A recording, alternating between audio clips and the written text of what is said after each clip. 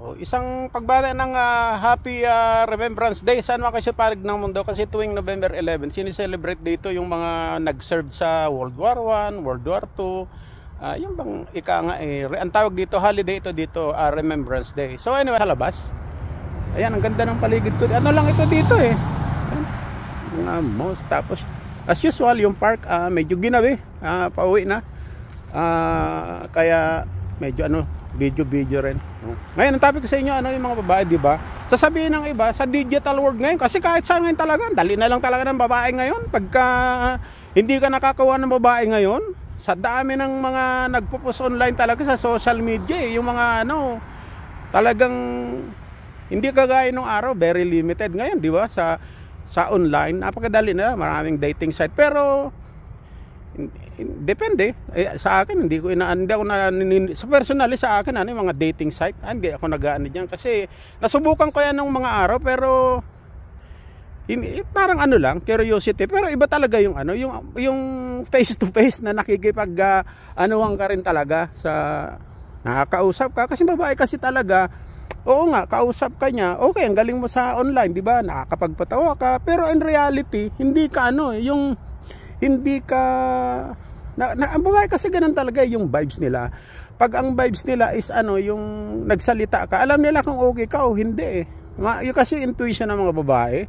Although nagustuhan ka niya online, sa pag-uusap nyo, sa video call, okay. Pero in reality, pag nag-date na kayo, importante kasi yung nag-date. Pag nag-date na kayo, yung mga fake confidence mo, ito napanood ko to sa Tony Canadian Rockies, ito nabasa ko sa YouTube, nakita ko sa YouTube, sa Google, so yung mga ganun. Pero ipagay kayong face to face na, meron kasing tinatawag na yung energy, yung vibes mo. Pag ang energy mo is siyempre first time, ang ganda-ganda niya tisay, kakabahan ka.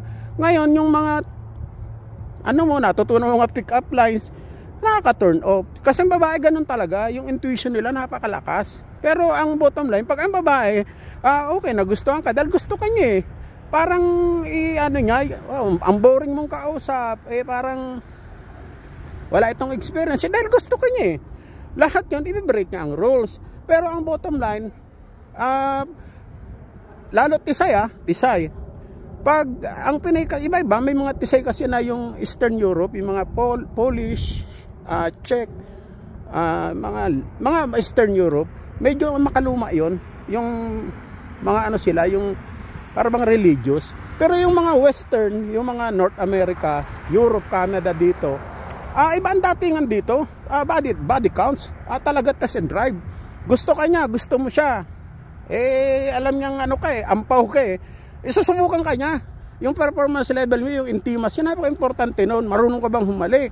Pag kayong dalawa na lang, anong gagawin mo? Kaya importante talaga na, lalo na sa babae, kasi siyempre busy yan pag busy yan, sa kanila yung intimacy, yung bed performance mo, nakakawala ng stress, nakakawala ng pagod, at saka higit sa lahat talaga, hindi ka talaga iiwanan ng babae kung napapasaya mo sila, yung nasa-satisfy mo yung needs nila. Kasi ang mga babae, lalo na yung mga 20 patas to 40 to 50, pa yan mainit pa yan hindi naman yan yung parang isang beses sa isang linggo. Na kapag ganun ka, ang hina mo pa to sampahilik tulog, iwanan ka. Kinakailangan marunong kang humalik, marunong kang humawak, saka huwag ka nagmamadali, huwag kang parang rabbit na sampahilik tulog na talagang halaan mo, hinahabol ka ng alas 4 mga himas mo. Saka importante talaga yung, kasi mga napapanood mo sa porn, yung mga ganon, pag ginamit sa totoong buhay,